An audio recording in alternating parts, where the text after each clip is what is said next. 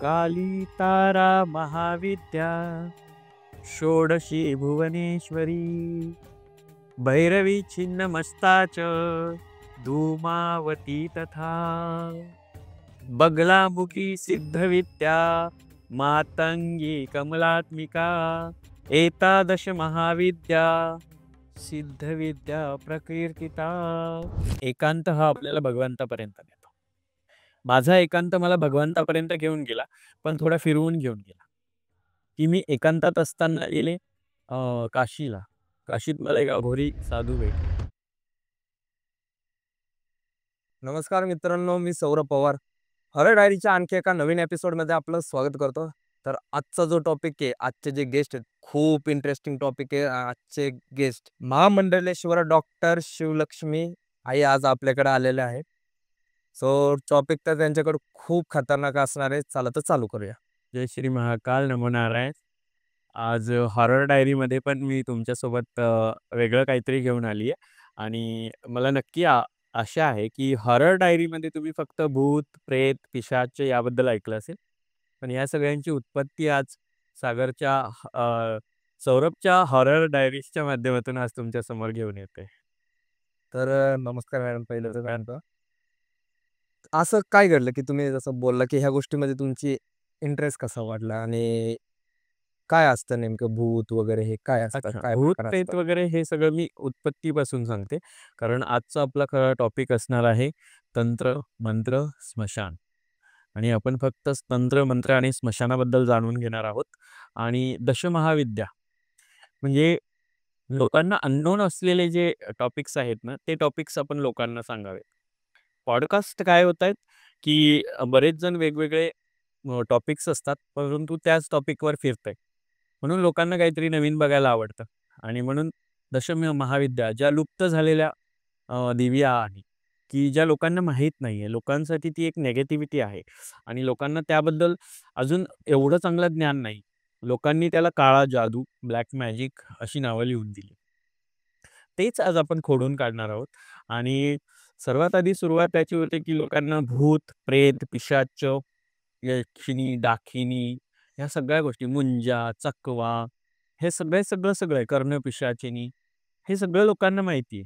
लोकांनी हाडळ, खैस हे सगळं ऐकलंय. पण खरं तर या सगळ्या गोष्टींना कंट्रोल करण्यासाठी पण काहीतरी असेल ना?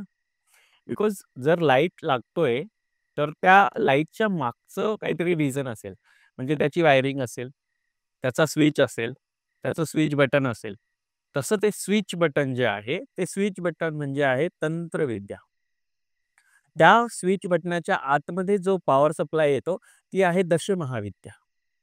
आणि त्या पॉवर सप्लायचा जो मेन गाभा आहे, तो आपल्याला सुरू करतो ब्रह्मांडापासून. ब्रह्मांड मीन्स हिंदू सनातन धर्म.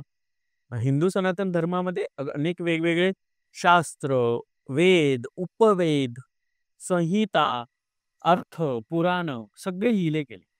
आणि या सगळ्यांमध्ये प्रत्येक वेळी तंत्र पुराण झालं, त्यानंतर वैदिक पुराण झालं, याचमध्ये अघोर शास्त्र आलं, यामध्ये तांत्रिक गोष्टी आल्या, यामध्ये सात्विक गोष्टी आल्या. आणि हे सगळं गोष्टींचा इंटरेस्ट माझ्यात वाढत राहिला. बिकॉज माझ्यासोबत एक इन्सिडेंट घडला. तर हा तो इन्सिडेंट इन्सिडेंट मी सांगणार आहे, पण याच्या मागची जी पॉवर आहे, ती पॉवर काय आहे हे आज आपण जाणून घेणार आहोत. म्हणजे बल्ब लागलाय, पण त्या बल्बचा कुठून उगम झाला आणि कुठपर्यंत ते येऊन पोहोचलं ते. इंटरेस्ट माझा कुठून वाढला, तर आईंचं देहांत झालं. माझी आई 15 वर्षापूर्वी गेल्या संक्रांतीच्या दिवशी. आणि मी 15 वर्षात त्यांना 15 वेळा फिजिकल फॉर्ममध्ये पाहिलं, माझ्या घरामध्ये. हां. आणि आईंच्या घरामध्ये घुंगरांचा आवाज असेल किंवा माझ्या लहान्या बहिणींना डायरेक्टली डोअर नॉक करून त्या दिसल्या असतील, जे काही मागितलं असेल. म्हणजे तुमच्या वहिनीला. हो, माझ्या आईने, हां. माझ्या वारलेल्या आई, माझ्या त्यांच्यासोबत झाला. हो, हे माझ्या वहिनीकडे मागितलं. किंवा मी घरामध्ये असेल आणि संपूर्ण घरामध्ये घुंगरं वाजतायत आणि आम्हाला कळतंय की आईचं काहीतरी आहे. आणि मी स्वतः आईला फिजिकल फॉर्ममध्ये माझ्या समोर पाहिलं. मग त्यावेळी मला या सगळ्या गोष्टी काय करतात माहिती आहे का आपल्याला, की आपल्यामध्ये एक भीती तयार करतात. परंतु ज्यावेळी आपण एकटं असतो, म्हणजे आई-वडील नसतात, तेव्हा आपण बऱ्याच वेळेला बहीण-भाऊ किंवा मित्र-मैत्रिणी या रिलेशन्सपासून विरक्त झालेलो असतो. त्या विरक्तीमध्ये आपण एकांत घेतो आणि नेहमी एकांत हा आपल्याला भगवंतापर्यंत नेतो. माझा एकांत मला भगवंतापर्यंत घेऊन गेला, पण थोडा फिरवून घेऊन गेला. की मी एकांतात असताना गेले काशीला. काशीत मला एक अघोरी साधू भेटले. मग त्या अघोरी साधूंनी मला दीक्षा दिली. मग ते तारापीठला गेले. मग तारापीठ, शक्तिपीठ आहे तारापीठ. मग हे दशमहाविद्यापैकी एक आहे जे तांत्रिक लोकांचं आणि तंत्रशक्तीचं पीठ आहे. जिला अघोरी जे तांत्रिक आहेत, त्यांची अधिष्ठात्री पण मानलं जातं, की तिथे ते तंत्र साधना करतात. उगम आय थिंक ते म्हणजे ते कामाख्या. कामाख्या. ओके. पण हे तंत्र साधना करण्यासाठी तांत्रिक लोकांची अधिष्ठात्री तिथे असते. तर त्या तारापीठमध्ये 2 स्मशान आहेत. एक बडा स्मशान आणि एक छोटा स्मशान. बडा स्मशानमध्ये माझ्या गुरूंची समाधी आहे, बडे अघोरी बाबा. पण मला जेव्हा त्यांनी शिष्य केलं, तेव्हा ऑलरेडी त्यांनी त्यांचा देह त्याग करून 6 वर्ष झालेली. त्यांनी त्यांचा देह त्यागल्यानंतर ते एक दिवस आकस्मिक भेटले मला. आणि तिथेच तारापीठमध्ये मी बसलेली असताना म्हणजे अगदी शांत अवस्थेत असतो आपण, की मला सगळं आता घरदार सोडून द्यायचंय आणि मला काहीच नकोय. मला प्रॉपर्टी नकोय, मला भाऊ-बहीण कोणीच नकोय. आता माझ्या आयुष्यात कोणीच नकोय मला. मला फक्त भगवंत हवाय. त्यावेळी ते अघोरी साधू 25 वर्षाच्या एजमध्ये मला येऊन भेटतात. मला एक सिद्धी देतात. ते करायला सांगतात. जेव्हा मी 5.5 महिन्यानंतर, 6 महिन्यानंतर तिथे जाते, तेव्हा त्याच साधूंचं वय 90च्या आसपास गेलेलं असतं. जेव्हा माझी सिद्धी प्रक्रिया पूर्ण होते, तिथून मी 9 महिने त्यांच्यासोबत राहते आणि जेव्हा मी लास्ट त्यांना भेटते, तेव्हा ते अगदी जर्जर अवस्थेमध्ये म्हणजे अगदी हडकुळ्या अवस्थेत भेटतात आणि मी सिद्धी तंत्र करून बामाखेपा हे खूप मोठे तांत्रिक होते. तिथे त्यांची समाधी आहे बडा स्मशानमध्ये. मी जेव्हा त्यांची दर्शन घेते आणि तिथल्या साधूंकडे मला कळतं, की हे जे आहेत बडे अघोरी बाबा, हे ऑलरेडी 6 वर्षापूर्वी यांचा देहत्याग झाला आणि ही त्यांची समाधी आहे. अच्छा, मग ते तुम्हाला 5 वर्ष अगोदर मिळाले. ते एक्सपायर्ड झाल्याच्या 6 वर्षानंतर मला भेटले. मी त्यांच्यासोबत 9 महिने राहिली. बडा म्हणजे स्मशान. ते फिजिकल फॉर्ममध्ये तुमच्यासोबत होते. हो, आपण दोघं जसं बोलतोय ना, तसं दोघं मी बोललीये त्यांच्यासोबत. म्हणजे माझ्या घरात असे इन्सिडेंट झालेत, की म्हणजे कुणाचा ॲक्सिडेंट होणार आहे, तर मला 4 महिने अगोदर कुठे कसा ॲक्सिडेंट होणार आहे, त्यातून काय घडणार आहे, हे माहीत झालं. आणि घरामध्ये कोणाला बाळ होणार आहे, तर ते कधी होणार आहे, कुठल्या तारखेला होणार आहे, त्याचं नाव काय ठेवलं जाणार आहे, मुलगा की मुलगी. इतके प्रिडिक्शन्स नसतात करेक्ट. पण तरीसुद्धा ते आमच्यासोबत करेक्ट झाले. मी बरेच पॉडकास्टमध्ये हे सांगितलं, की घरामध्ये बाळ होणार आहे आणि 1 महिना अगोदर मला काशीमध्ये तेच अघोरी बाबा भेटतात आणि ते मला सांगतात, की 9 जूनला तुमच्या घरामध्ये मुलगा होणार आहे, त्याचं नाव तुम्हाला रुद्र ठेवायचं. ठेवलं आम्ही रुद्र नाव. त्याच दिवशी बरोबर 12 वाजता बाळ जन्माला आलं. मग माझी ही जी नवल असल्याची ही आहे ना शक्ती, की मला तेव्हा म्हणजे 14 वर्षापूर्वी मला हे जे माझ्यासोबत घडत होतं, की एक जगात अस्तित्वात नसलेली व्यक्ती माझ्यासोबत 9 महिने आहे. मी स्मशानात आहे त्यांच्यासोबत. कारण मी सगळ्या गोष्टींना वैतागले. तुम्ही म्हणजे दोघच जण का अजून? नाही, बरीच लोकं असतात आजूबाजूला. हां. खूप. पण ते म्हणजे तिथे कोण आहे असली आणि कोण नाहीये, हे आपल्याला त्या काळात कळत नाही. कारण आणि आपण असा एक क्वेशन होता अंतिम चरणावर असतो. हां, की असा एक क्वेशन होता, की तिथं म्हणजे सगळे हेच करतात अघोरी हो, अघोरी साधना. नाही सगळेच अघोरी असतात. सगळेच अघोरी साधना करण्यासाठी येतात. कारण स्मशानामध्ये जे केलं जातं, ते तंत्र साधना, अघोर साधना.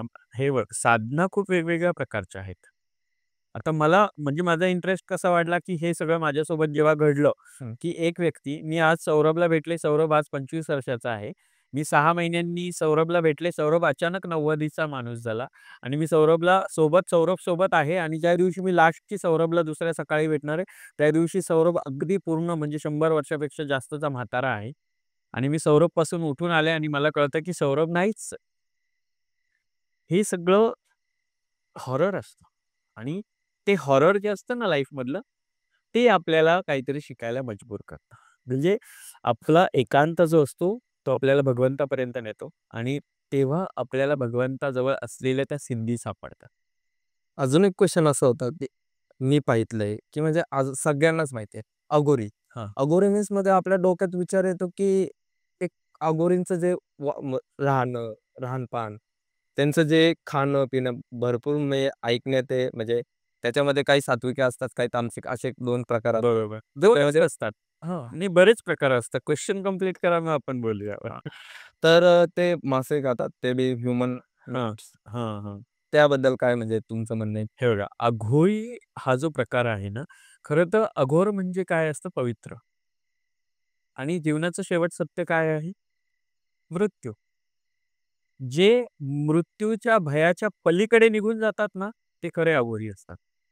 मग अघोरींमध्ये संसारिक अघोरी असतात, स्मशान अघोरी असतात, जे फक्त जंगलात झाडांमध्ये फिरणारे असतात ना, ते विरक्त अघोरी असतात.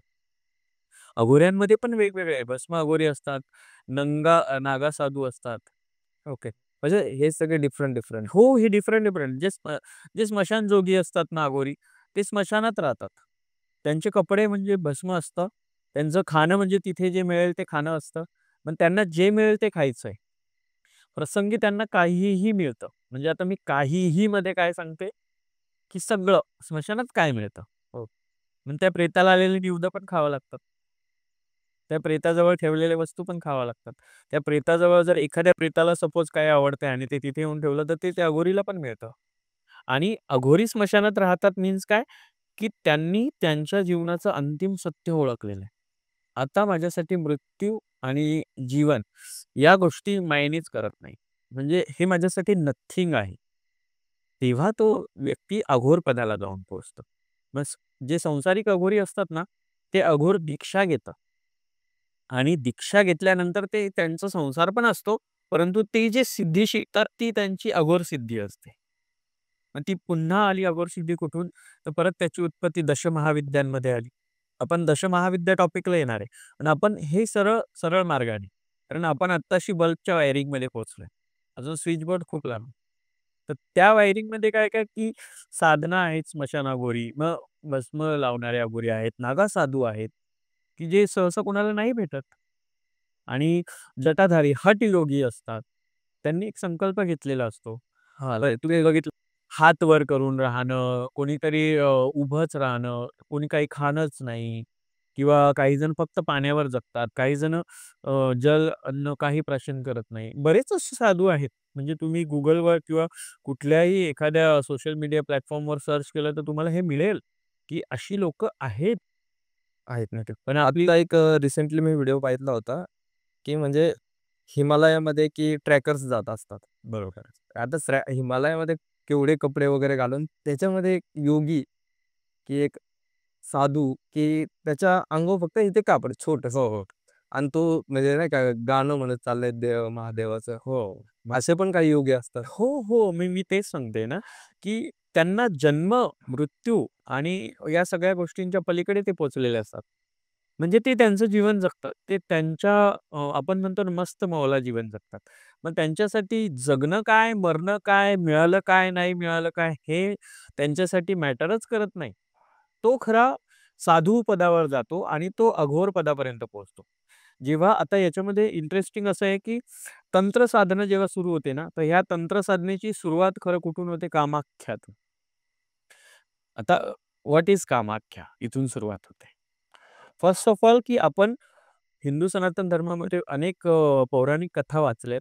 पौराणिक कथांमध्ये दक्ष राजांची होम होता. तिथे त्यांची पुत्री सती अर्थात महादेवाच्या पत्नी त्यांनी तिथे स्वतःला हे केलं आणि त्यानंतर महादेवांनी हे केलं.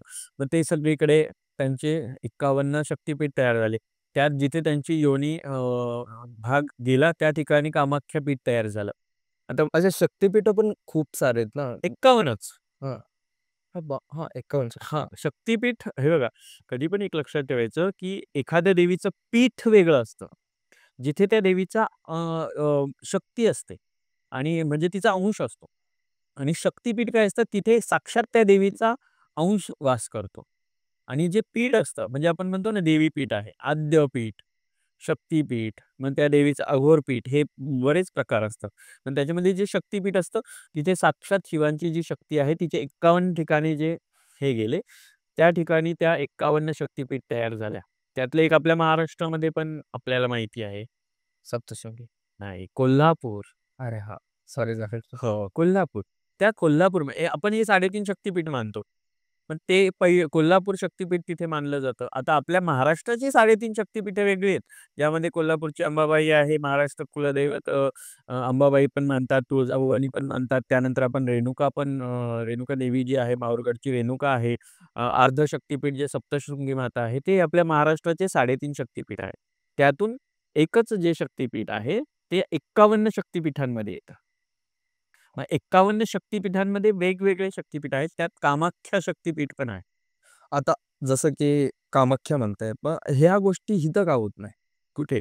की म्हणजे महाराष्ट्रामध्ये मंदिर आहे आपल्या हं, आईचं, हं. तिथे का होत नाही? कुठल्या देवीचं? आता जसं तुम्ही म्हणला ना तुळजाभवानी. शक्तिपीठ हां. मग तिथे पण बऱ्याच गोष्टी आहेत ना. म्हणजे हे बघा, आता आपल्या महाराष्ट्रामध्ये बऱ्याच गोष्टींना रिस्ट्रिक्शन्स आहेत आणि प्रत्येकाची मेंटॅलिटी वेगळी-वेगळी असते. कामाख्या शक्तिपीठमध्ये काय होतं? अंबुबाची मेळा लागतो. 4 दिवस देवी त्या रज प्रक्रियेला हां. असतात आणि त्यावेळी ती नदी लाल होते. जो मंदिराच्या गाभाऱ्यामध्ये व्हाईट कपडा टाकला जातो ना, तो संपूर्ण लाल होतो आणि तोच तिथे प्रसाद म्हणून अंबुबाची मेळ्यात मिळतं. हा अंबुबाची मेळा जो जूनमध्ये असतो. बघा हे प्रकृतीचं कसं चक्र असतं, की बरोबर तेव्हाच येतं, त्याच काळात येतं, त्याच काळात नदीला पाणी वुमन बॉडी लँग्वेज टाइप तिथे सगळं येस, ते येस, होतं येस. सगळे. म्हणजे वर्षातून एकदा ते येतं. तिथे देवी त्या रजस्वला असतात आणि तिथे नदीला लाल पाणी वाहतं आणि तिथला कपडा व्हाईट कपडा लाल होतो. म्हणजे काहीतरी शक्ती असल्याशिवाय अच्छा. नाही, नाही. आता बरेच सुशिक्षित लोक म्हणजे मी कमेंट करणारे किंवा विचार करणारे म्हणजे प्रत्येकासाठी बोलते, की जर तुम्ही सायन्सला मानता, तर हे लक्षात घ्या, की सायन्स सनातनामधून आलं. आणि सनातनामधून जर सायन्स आलं, तर तुम्हाला हिंदू सनातन मानावंच लागेल. जर तुम्ही हिंदू सनातनाला मानता, तर त्यात तुम्ही सायन्स माना. त्या सायन्सचं पुढे येऊन तुम्ही शास्त्र झालं. म्हणजे ते शास्त्राचं पुढे सायन्स केलं. म्हणजे इंग्लिशमध्ये सायन्स म्हटलं आणि मराठीत शास्त्र म्हटलं किंवा विज्ञान म्हटलं, तर त्याच्यातला फरक नाही बदलणार आहे. कारण ते आलं तर शेवटी हिंदू सनातनातूनच आहे.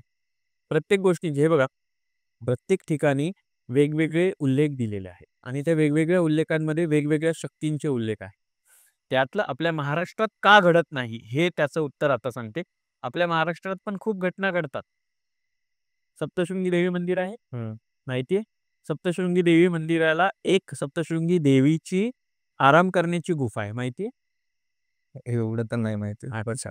म्हणजे आपण काय करतो, आपण त्या गोष्टी माहीत नाही करून घेत. सप्तशृंगी देवी आहे. एक आत्ता चैत्र चौदस येते. चैत्र चौदस मीन्स 14वा दिवस असतो चैत्र पौर्णिमेचा आधीचा दिवस, की ज्या दिवशी एक मानकरी असतो जो झेंडा घेऊन वरती जातो. तो जाताना नव्या कपड्यात जातो. जाताना सर्वांना दिसतो, पण तो कुठून खाली उतरतो कोणालाच माहीत नाही. पण त्याचे संपूर्ण कपडे खराब झालेले असतात. आणि त्याच मंदिराला ज्यावेळी आपण म्हणजे त्या सप्तशृंगी डोंगराला ज्यावेळेस आपण प्रदक्षिणा करतो, त्यावेळी ज्या समोरच्या ठिकाणी मार्कंडेय ऋषींचा डोंगर अगदी स्ट्रेट सप्तशृंगी डोंगराला फेस करतो, त्या ठिकाणी एक गुफा आहे. जी सप्तशृंगी देवींची आरामाची गुफा आहे. खूप सारे म्हणजे सच का पाखंड असेल किंवा सच का सामना असेल किंवा खूप सारे अ, जे पॉडकास्ट करणारे म्हणत नाही मी, पण ते माहिती काढणार आहे, की हं, हं. इथे असं असतं, हे खरं आहे का? ते खोटं आहे का? झूठ आहे क्या? सच आहे का? चालू असतं ना. तर ते तिथे जाऊन आले. याच्याबद्दलची मी एक न्यूज पण आहे. जर तुम्हाला ती सापडली तर तुम्ही बघा. जी खूप दिवसांपूर्वीचं असेल कदाचित. परंतु तिथे एक गुफा आहे, की त्या गुफेमध्ये आतमध्ये गेलात, तर तिथे पाण्याचा झरा आहे. आतमध्ये कुठे किती लांबपर्यंत आहे कोणाला माहीत नाहीये. परंतु तरीसुद्धा त्या गुफेमध्ये परत येणाऱ्याचे आणि आतमध्ये जाणाऱ्याची पावलं पडतात. आणि तिथे असलेल्या कुठल्याच म्हणजे ते कुठल्याच पावलांशी मॅच करत नाहीत. कारण तिथे देवी स तिथे आरामाला बसते आणि पहाटे-पहाटे देवी देवी त्या गुफेतनं बाहेर निघते आणि शिवालय तीर्थावर स्नानाला जाते आणि त्यानंतर देवी तिथे येतात. जिथे त्यांचा विग्रह आहे. जिथे त्यांचं स्वरूप आहे, प्रतीक आहे, त्या ठिकाणी येतात आणि तुम्ही सप्तशृंगी देवीचं का घडत नाही नी, तुम्ही कधीतरी कॅमेरे लावून बघा. त्या सगळ्या गोष्टी तुम्ही नोटीस करा. आपलं जे 3.5 शक्तिपीठांपैकी अर्ध शक्तिपीठ जे आहे, त्रिगुणात स्वरूप आहे ते. तिथे सप्तशृंगी देवीचं कोजागिरीच्या दिवशी दिवसभरामध्ये वेगवेगळे 3 स्वरूप तयार होतात. याबद्दल ऐकून बरोबर? हां. त्याच देवीचं चैत्र पौर्णिमेच्या वेळी चैत्र 14 पासून वेगवेगळे स्वरूप तयार होतात. म्हणजे सकाळी जर तुम्ही म्हणजे ज्या दिवशी असं म्हणतात खानदेशी लोक ज्यावेळी याच्यावर डोंगरावर येतात, तर तिच्या माहेरची लोकं आलेले असते. कोणाच्या? हं. सप्तशृंगी देवीच्या माहेरची लोकं येतात. आणि ज्यावेळी सप्तशृंगी गडावर माहेरची लोकं येतात, तर तिच्या चेहऱ्यावर एक आनंद असतो. आणि ज्यावेळी ते उतरतात आणि कोकणी लोक म्हणजे सासरची लोक ज्यावेळेस गडावर येत असतात त्यावेळी देवीचा चेहरा त्या पद्धतीने झकाळलेला असतो. तो एक वेगळ्या याच्यात असतो. म्हणजे तुम्ही आपल्या माहेरची माणसं जाताना तसं चेहऱ्यावर हे असतं ना, आपुलकी ते तुम्हाला दिसेल. हे पण बघत नाही. आपल्या महाराष्ट्रात अजून एक गोष्ट, की तुम्ही आता परत म्हणाल, की हे खगोलशास्त्र आहे, असं आहे. पण कोल्हापूर महालक्ष्मी जे 51 शक्तिपीठांपैकी एक आणि आपल्या महाराष्ट्रातलं आद्य शक्तिपीठ आहे. सूर्यकिरण, किरण महोत्सव असतो. हे कुठून चालत आलंय? हे त्याच्यातूनच आलं ना. हे चमत्कार इथे पण घडतात. कोण म्हटलं नाही घडत? चमत्कार इथेही घडतात. नाही, पण ऐकण्यात तर एवढंच आहे, की म्हणजे जेवढं असं नाही म्हणत, की मी ह्या गोष्टी इथं का होत नाही. हां, आता तसं हे पण शक्तिपीठ आहे, हां. हे पण म्हणजे असं म्हणणं, की ह्या गोष्टी इथं का नाही, तिथेच का? हां, ही म्हणजे गोष्ट. कामाख्यामध्ये. हां. आता प्रत्येक तुझा डोळा वेगळा आहे. हं. तू उद्या डोळ्याने ऐकू येईल तुला? तुझ्या कानाने खाशील? नाही. नाही ना. हां. मग सेम तू तोंडाने श्वास घेशील आणि नाकाने जेवण करशील नाही. जी शक्ती ज्या ठिकाणी आहे, त्या शक्तीचा त्याच ठिकाणी उपयोग आहे. जर तुझे ज्या ठिकाणी देवीचे नयन पडले, म्हणजे डोळे पडले, त्या ठिकाणी तो शक्ती स्वरूप आहे. ज्या ठिकाणी देवीची योनी पडली, त्या ठिकाणी तिला रजस्वला येणार. बरोबर? ज्या ठिकाणी देवीचा हाताची बोटं पडले, मग ती शक्ती त्या-त्या ठिकाणी पडलेली आहे. तर त्या-त्या ठिकाणच्या शक्तिपीठाला ते महत्त्व आहे म्हणून ती गोष्ट त्याच जागेवर घडते. नाही, नाही. तुम्ही वेगळं समजलं. लाइक तिथं एवढ्या हे होतात, अघोरीज असतात. हां. ते तंत्र-मंत्र ज्या पद्धतीने तिथे होतं, ते इथे का होत नाही? आपल्या आता महाराष्ट्रामध्ये अंधश्रद्धा निर्मूलन कायदा आहे ना? हां. हां, हा प्रश्न मी फिरवत होते. परंतु शेवटी तू ते मला बोलायला मी सदस्य आहे खरं तर. पण अंधश्रद्धा निर्मूलन कायदा आहे. हे बघा अघोरी हा वेगळा तंत्रशास्त्राचा प्रकार आहे. पण मी असं प्रत्येकाला नाही बोलत. पण आपल्या महाराष्ट्रात ना लिंबू मिरचीवाले जरा जास्तच झाले. खरं म्हणजे हे लिंबू मिरचीवाल्यांनी काय केलं माहिती का? की ते बळी देणं. कुठल्याच अघोर तंत्रामध्ये बळी नाही. जिथे कामाख्या शक्तिपीठ आहे ना, तिथे जे आधी बळी दिले जायचे ना, ते गुप्त गूढ आहे, ते रहस्य आहे.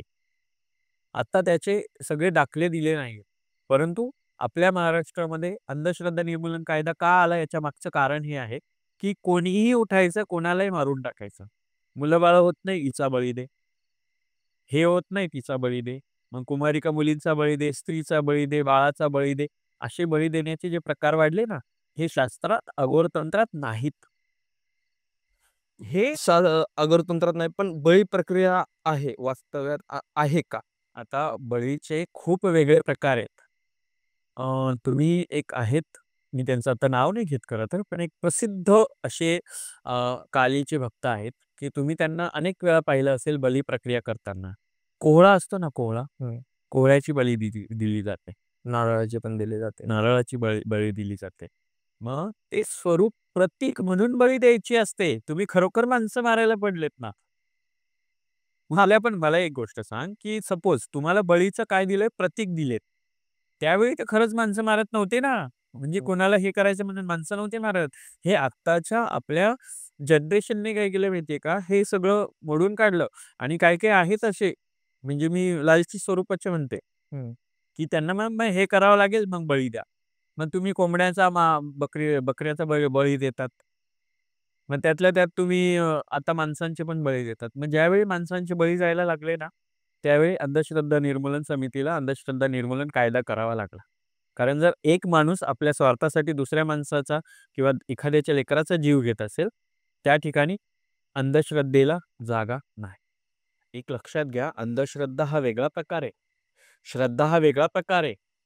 शास्त्र, तंत्र वेगळ्या-वेगळ्या प्रकारचं आहे आणि हे जे करतात ना लिंबू मिरचीवाले, हं. हे वेगळंच होतांड चाललंय. म्हणजे सगळ्या गोष्टींना वेगळ्या-वेगळ्या प्रक्रिया आहेत, पण लोकांना ते समजून नाही घ्यायचं. म्हणून तिथे होतं, इथे नाही होत आणि तिथेही असे बळी नाही होत.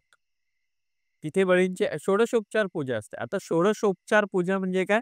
16 प्रकारांची पूजा. 16 वस्तूंनी केली जाणारी पूजा. मग त्यामध्ये फूलपासून, नारळपासून सगळे प्रकार येतात. त्यामध्ये माणूस तर नाही येत ना.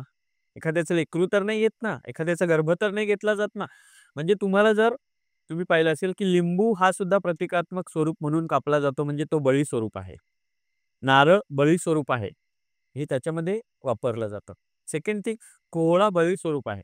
मग तुम्ही दसऱ्याला का बरं रावण म्हणून एखादा बलात्कार करणाऱ्याला का नाही जाळत? सिंपल आहे. आपण थोडं सोशल होत चाललोय हं. ह्या सगळ्या गोष्टींसाठी आणि हे बोललं पण पाहिजे. जर तुम्हाला रावणाचाच बळी घ्यायचा आहे, रावणाचाच जीव घ्यायचा आहे, रावणच जाळायचा आहे तुम्हाला दसऱ्याला, तर मग तुम्ही एखादा बलात्कारी करणारा उभा करा चौकात आणि पेटवा ना त्याला. करता तुम्ही? नाही. पण तुम्ही स्वतःच्या स्वार्थासाठी एखाद्याचा जीव घेता, त्यावेळी ही गोष्ट अंधश्रद्धा ठरते. आणि स्मशानपूजा ही वेगळ्या पद्धतीने चालते. कधीही लक्षात घ्या, कालीमध्ये पण खूप सारे प्रकार आहेत. महाकालीमध्ये. पार्वती जर शांत स्वरूप आहे ना, तर तिचे अनेक प्रकार आहेत. लोकांना ते नावं सुद्धा माहीत नसतील. तुम्ही शांत काली पाहिलं असेल, शांताकाली पाहिलं असेल, तुम्ही महाकाली पाहिलं असेल, तुम्ही भद्रकाली पाहिलं असेल, तुम्ही स्मशानकाली पाहिलं असेल, तुम्ही अघोरा काली पाहिलं असेल. हे वेगवेगळे कालीचे प्रकार आहे. पण त्यातल्या त्यात कंकाल काली सुद्धा हा एक प्रकार आहे. यावेळी ह्या सगळ्या संहाराचा शेवट अंत जेव्हा माहिती होतो ना, जेव्हा तांत्रिकांना, तेव्हा त्यांना जी दर्शन देते किंवा त्यांना जेव्हा त्यांच्या शरीराचा आणि इतर कुठल्याही गोष्टीचा मोह राहत नाही. अंतिम सत्य मृत्यू माहिती पडतं आणि त्यावेळी त्या व्यक्तीला त्याचा पूर्वजन्म आणि येणाऱ्या पुढच्या योनींसाठी त्याला काही घेणं-देणं नसतं. त्यावेळी तो व्यक्ती मोक्ष मार्गावर असतो आणि तो मोक्ष मार्गावर ज्यावेळी पोहोचतो, त्यावेळी त्याच्यासमोर प्रकट होणारी जी उजागर शक्ती आहे, ती आहे कंकालकाली. कंकालकाली मीन्स पूर्ण सापळा स्वरूपमध्ये ती कंकालकाली आहे. तुम्ही फोटोज किंवा व्हिडिओज तुम्हाला नाही. कुठेही मिळतील. ओके. ती पूर्ण कंकाळ स्वरूप आहे. काय दाखवलंय ते एक खड्ड्यांचा ढाचा दाखवलाय कंकालकालीचा. ते एक महाकालीचं सगळ्यात उग्र स्वरूप आहे. ते अंतिम सत्य आहे तंत्राचं. ज्या तांत्रिकाला मोहमाया संपून तंत्रातला शेवट साध्य करायचा असतो, तो कंकालकालीला प्रसन्न करतो. अजून एक अघोरीच. आता जसं की आता तुम्ही म्हणलात, की साधना, तंत्रास म्हणजे एक स्पेशलिस्ट होतो नाही का आपण. हां. जसं आम्ही स्टुडंट की आम्हाला मॅथ्स आहे, सायन्स आहे, हिस्ट्री आहे, भूगोल. त्याच्यामध्ये साधना ज्या असतात त्या वेगवेगळ्या प्रकारच्या असतात. हो. त्याच्यासाठी असं म्हणणं आहे, की अघोरी होताना की कोणती साधना केली जाते? का सगळे वेगवेगळ्या करू शकतात? सगळ्यांचे वेगळे-वेगळेच प्रकार असतात. हे बघा तंत्र साधनं असतात. आता तंत्र साधनं होताना मी आता सांगते. इथे सुरू होते दशमहाविद्या. हं. आता काय झालं आपण स्विचबोर्डच्या आतमध्ये पॉवरकडे खुचतो. इथे सुरू झाल्या दशमहाविद्या. आता दशमहाविद्या काय? की ज्यावेळी तिथे कामाख्या स्वरूपातून ते जनांग आहे. तिथून उत्पत्ती आहे. तिथून दशमहाविद्यांची उत्पत्ती झाली. म्हणत्या काली तारा महाविद्या षोडशी भुवनेश्वरी भैरवी छिन्नमस्ता च धूमावती तथा बगलामुखी सिद्धविद्या मातंगी कमलात्मिका एतादश महाविद्या सिद्धविद्या प्रकीर्तिता. आता हे पूर्ण दश महाविद्या. काली महाकाळीबद्दल मी स्वरूप सांगितले. लोकांच्या मनात नेगेटिव्हिटी आहे. महाकाली म्हणजे ओ बापरे! लोकं घाबरतात. तुम्ही घाबरणार. दिसणं वगैरे हो. नाही का? महाकालींचं जे स्वरूप आहे, ते स्वरूप आहे. एखादा पुरुष आहे म्हणजे भगवान शिवशंकर आहेत, आदिशंकर तिथे खाली आहेत आणि भयंकर स्वरूप आहे. जिवा बाहेर काढलेली आहे. गळ्यामध्ये मुंडमाळा आहेत. हातामध्ये तलवार खडग आहे. हातामध्ये रक्त आहे आणि संपूर्ण शरीराला हाताचे तुकडे बांधलेले आहेत. कुणीही पाहिल्यानंतर घाबरेल. पण तुम्ही तेच जर पॉझिटिव्हली विचार केला, एका पुरुष तत्वावरती एका स्त्री तत्वाचा तिथे विजय आहे. ती आहे महाकाली. ती आहे काली. त्या कालीमध्ये अघोरा शक्ती, शिवशक्ती. त्या कालीमध्येच पुढे जाऊन स्वरूप तेव्हा तुम्ही पाहता तेव्हा भद्रकाली म्हणजे तिचं अजून एक स्वरूप, उग्र स्वरूप. त्यामध्येच तुम्ही जेव्हा पुढे जाऊन पाहता तर त्यावेळेस तुम्ही अघोराकाली. अघोराकाली मीन्स ती अघोर सिद्धींसाठी तयार केली गेलेली किंवा प्रतिष्ठित झालेली देवी. अधिष्ठात्री अघोराकाली. अघोरांची अधिष्ठात्री कोण? स्मशानात राहणारी अघोराकाली. स्मशानकाली वेगळी आहे. स्मशानकालीला जनरल व्यक्ती सुद्धा पूजतो. जनरल व्यक्ती सुद्धा स्मशानकालीला पूजतात. कारण तुम्ही जेव्हा स्मशानात जाता, तेव्हा स्मशानामध्ये कुठेतरी कोपऱ्यामध्ये एक देव असतो. तिथे खरं तर स्मशानकालिकेचं स्थान असतं. भगवान शिवशंकर दिसतात बऱ्याच ठिकाणी. हो. आणि तिथे हे असतं. हे बघा, शरीर जरी नश्वर असलं ना, तरी आत्मा हा अमर आहे. आणि तंत्रविद्या ज्या आहेत, ह्या अमरत्वाकडे नेतात. तुमचं शरीर संपून जाईल पण तुमची सिद्धी तुमची विद्या संपणार नाही. तिथे कंकाल कालीपर्यंत काली स्वरूप येतात. त्यानंतर तारा. हा मग तारा येते ती आपण कलकत्त्याजवळ तारापीठ म्हणून हम्म. आहे. तिथे स्मशानात म्हणजे कधीही चला. मी बरेच पॉडकास्ट केले याच्यावरती. मी कधीही सांगते. म्हणजे तुम्ही आउटडोअर करता म्हणून मी तुम्हाला सजेशन पण देईल आणि इन्व्हिटेशन पण, की चला एक दिवस माझ्यासोबत कलकत्त्याला तारापीठला जाऊ. स्मशानात बसून आपण पॉडकास्ट करू. दाखवा लोकांना स्मशानात दिवस-रात्र 24 तास म्हणजे जिथे लोकं स्मशानामध्ये 7 नंतर अंधारानंतर जायला घाबरतात, तिथे रात्रभर स्मशानात बसलेले असतात. जनरल पब्लिक सुद्धा सिक्युअरली बसलेली असते. इतकं तिथे त्या गोष्टीत पॉवर आहे. देवींचा डोळा तिथे होता. तिथे त्याच्यामधून शक्ती स्वरूप तयार झालं आणि ती तांत्रिकांची अधिष्ठात्री आहे. षोडशी तंत्र आहे. षोडशी तंत्र म्हणजे काय, की षोडशी देवी सुद्धा आहे. ती तुमच्या दुश्मनांसाठी आहे किंवा तुमच्या एखाद्या आकर्षणासाठी आहे. मग तुम्ही भुवनेश्वरी देवी आहेत, की ज्या पण सगळ्या वेगळ्या स्वरूपामध्ये दाखवलेल्या आहेत.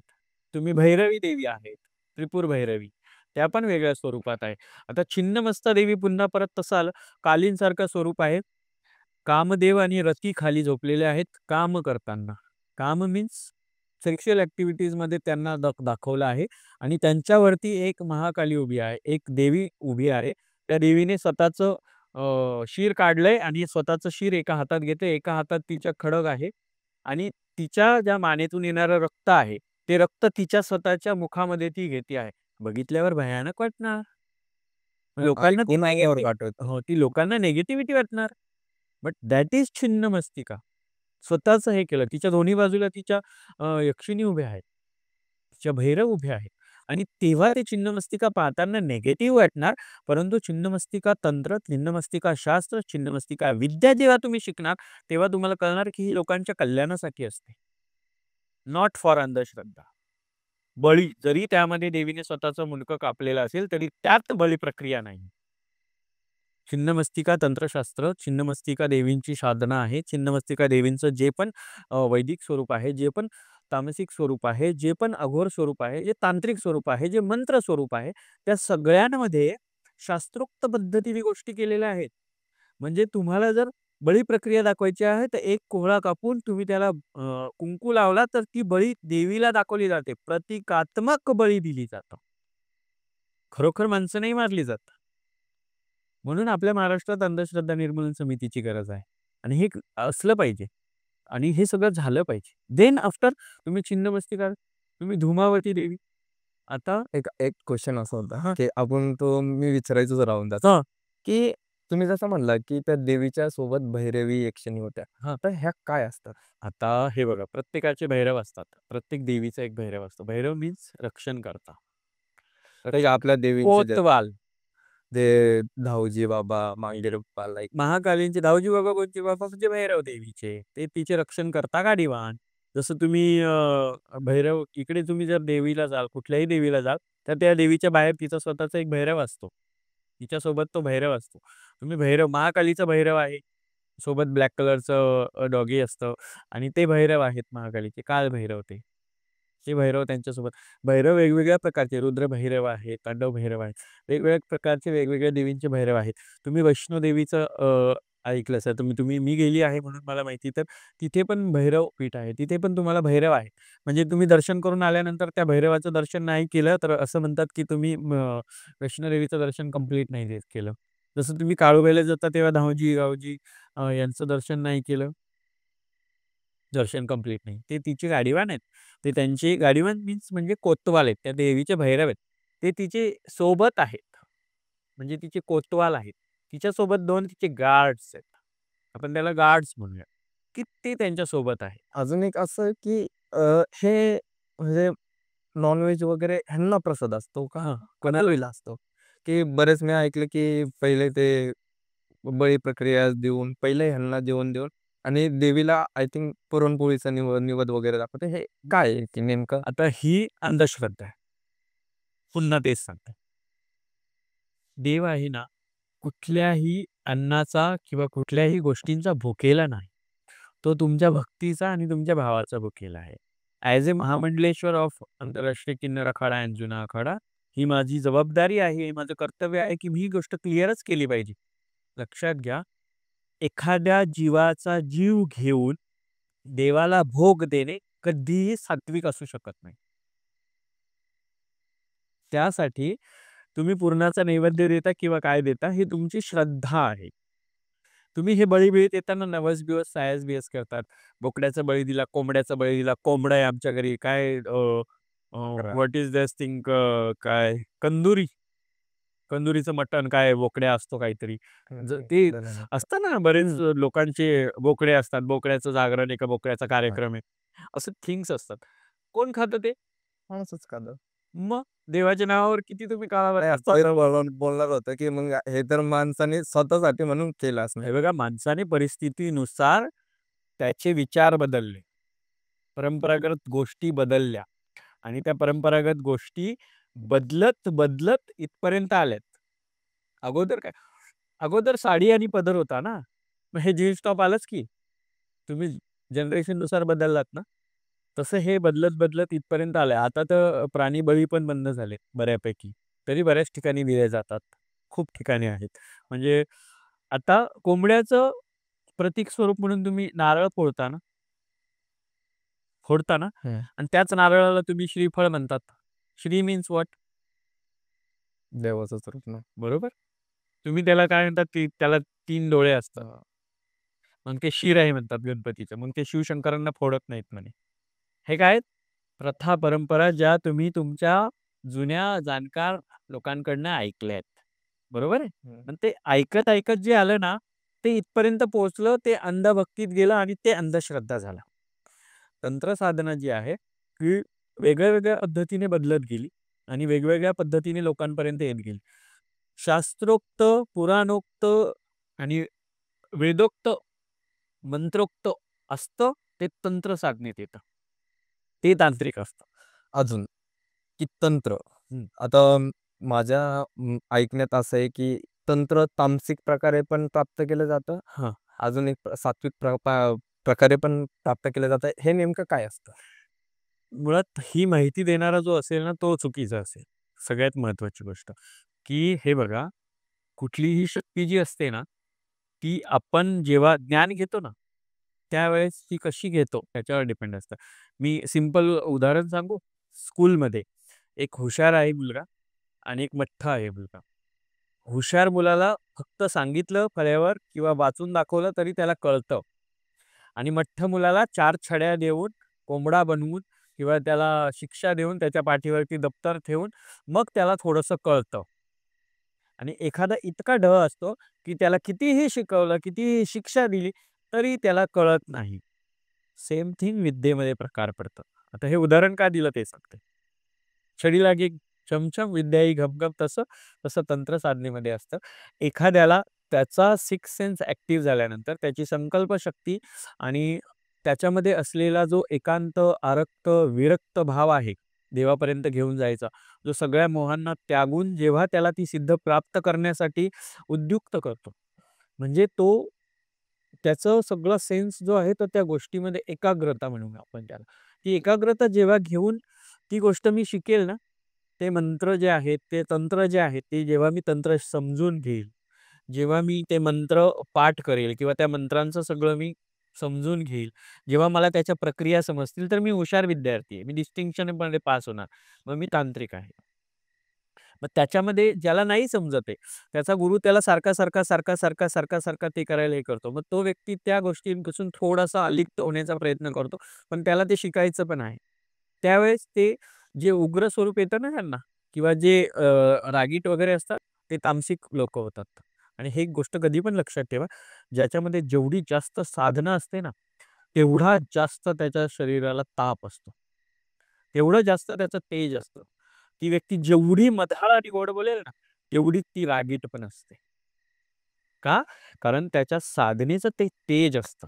ते तेज त्याला त्या साधना स्वरूपामध्ये द्यायचं असतं. मग तांत्रिक याच्यामध्ये प्रक्रिया कशा आहे? एक सात्विक प्रकार असतो. आता सात्विक प्रकार काय असतो? जे तुम्ही कुंडली वगैरे बघता ना, ज्योतिषशास्त्र, खगोलशास्त्र हे सात्विक प्रकार. त्यातले वैदिक प्रकार काय माहिती आहे का? वैदिक प्रकार त्याच्यामधले सात्विक आणि वैदिक मधले की तुम्ही हिलिंग फेस रिडिंग पाहिले, हिप्नॉटिझम पाहिले, हम्म. हे वैदिक आणि सात्विक प्रकारांमध्ये. आणि हेच जेव्हा तांत्रिक प्रकारांमध्ये येतं, तामसिक नाही, हे तांत्रिक प्रकारांमध्ये येतं, तेव्हा तुमची साधना, तुमची मंत्र तंत्र शक्ती जेव्हा तुम्हाला सिद्धी प्राप्त करण्यासाठी रेडी करते, तेव्हा तुम्ही जे शिकता ते तांत्रिक प्रकारे शिकता. तांत्रिक आणि तंत्र आणि मंत्र याच्यामध्ये काय डिफरन्स? हे बघा, भूमिती होतं शाळेत, हम्म. बरोबर, गणित सोडवणं हम्म. आणि आकृत्या काढणं वेगळे वेगळे, हम्म. Same thing.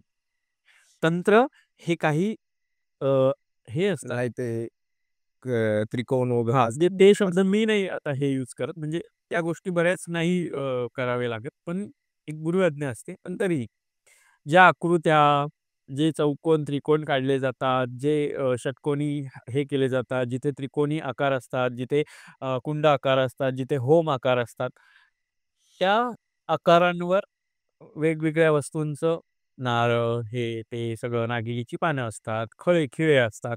हे सगळे प्रकार, हळद, कुंकू, बुक्का, भस्म, हे सगळं जेव्हा ठेवलं जातं, कवटी तिथे बोलावली जाते, त्या कवटीला सिद्ध केलं जातं. आणि त्यानंतर जे मांडलं जातं ना, सिंपल गोष्ट, जे चित्र मांडले जातात, हम्म. ते असतात तंत्र. आणि जे तोंडाने बोलले जातात ते असतात मग बीजगणित आणि भूमिती. राईट. बीजगणित मीन्स मंत्र, की जे तुम्हाला साइन कॉस थिटा, ओके. आणि तंत्र मीन्स भूमिती, म्हणजे आकृत्या काढल्याशिवाय ABC 3 कोण जोडा आणि चौथा कोणचा प्रमेय काढा. हे भूमिती. तंत्र वेगळं, मंत्र वेगळं.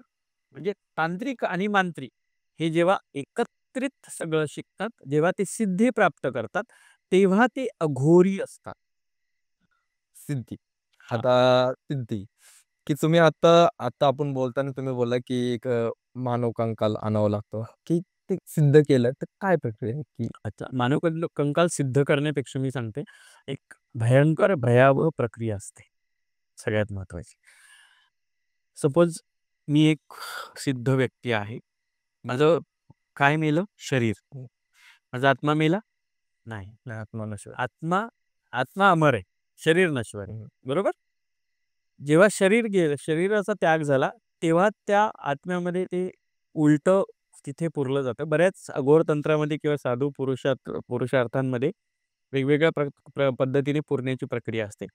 जो खूप सिद्ध साधू असतो ना, त्याला पुरलं जातं उलटं. म्हणजे काही वरती दिव पाय. हो, वरती पाय, खाली डोकं. एक पद्मासन मुद्रा असते, खाली डोकं करून त्याला पुरलं जातं. हे सगळ्या गोष्टी खूप जण सांगणार नाहीत. पण मला वाटतं हे सांगितलं पाहिजे. हे लोकांना हे कळलं पाहिजे. ती खवटी कुठून येते ना, कवटी, हं. ती कवटी कुठून येते ते सांगते. आणि व्हिडिओ आवडल्यास नक्की लाईक करा, शेअर करा आणि कमेंट करायला विसरू नका. धन्यवाद.